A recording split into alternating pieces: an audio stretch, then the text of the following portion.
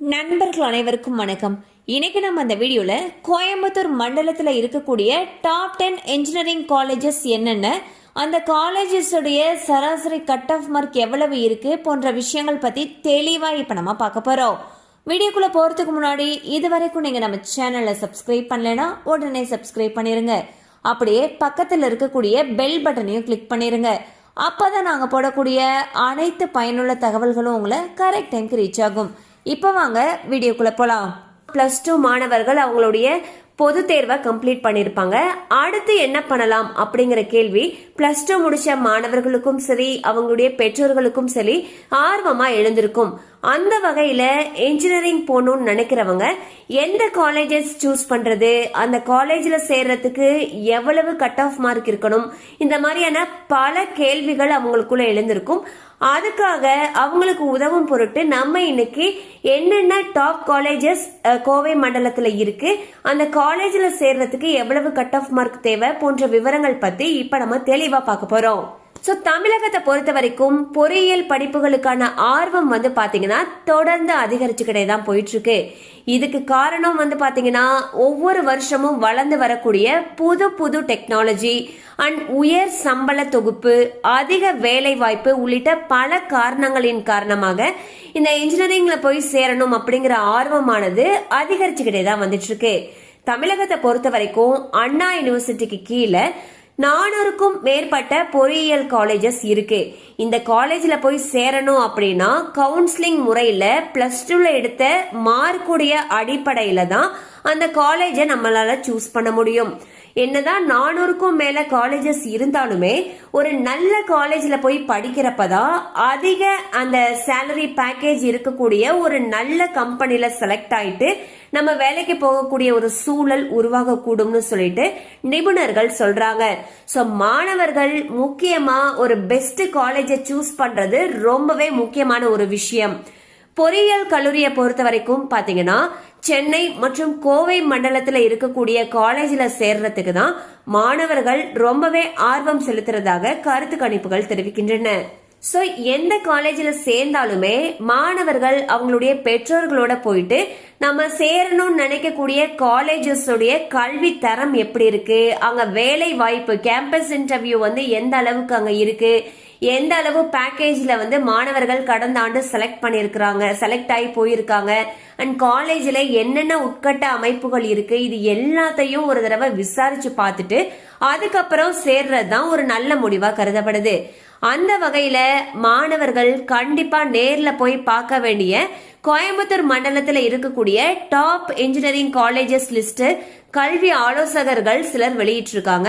So இந்த பட்டியல் எதன் அடிப்படையில தயாரிச்சிருக்காங்கன்னு சொல்லி பாத்தீங்கன்னா NIRF தரவரிசை, வேலை வாய்ப்பு, கட் ஆஃப், போன வருஷம் எவ்வளவு கட் ஆஃப் மார்க் இருந்துச்சு, அண்ட் மாணவர்களுடைய விருப்ப தேர்வு, இந்த மாதிரியான பல காரணிகளுடைய அடிப்படையில தரவரிசை படுத்திருக்காங்க. இங்க கொடுக்கப்பட்டிருக்கக்கூடிய கட் ஆஃப் மார்க் எல்லாமே பாத்தீங்கன்னா ஒரு ஆவரேஜா கடந்த வருடங்கள்ல இருந்ததன் அடிப்படையில தான் நம்ம கொடுத்திருக்கோம். சோ என்னென்ன காலேஜஸ் எவ்வளவு கட் ஆஃப் மார்க் இருக்கணும்ங்கிற விவரங்களை இப்ப நம்ம ஒன் பை ஒன்னா பாத்திரலாம். அந்த வகையில 14வது இடத்துல கோவை மாவட்டத்தில் இருக்கக்கூடிய ஸ்ரீ ராமகிருஷ்ணா பொறியியல் கல்லூரி இருக்கு. இதுல சராசரியா கட் ஆஃப் பாத்தீங்கன்னா கடந்த வருடங்கள்ல 168.5 இருந்திருக்கு. அடுத்ததா 13வது இடத்துல ஈரோடு மாவட்டத்தில் இருக்கக்கூடிய கொங்கு பொறியியல் கல்லூரி இருக்கு. And cut off mark 169.5. 12வது இடத்துல ஈரோடு அரசு பொறியியல் கல்லூரி வருது. இதுல 171.5 மதிப்பெண்கள் ஆவரேஜ் கட் ஆஃப் மார்க் இருக்கணும். 11வது இடத்துல ஈரோடு மாவட்டத்தில் இருக்கக்கூடிய பண்ணாரி அம்மன் காலேஜ் வருது. கட் ஆஃப் மார்க் பாத்தீங்கன்னா 173.5 இருந்திருக்கு.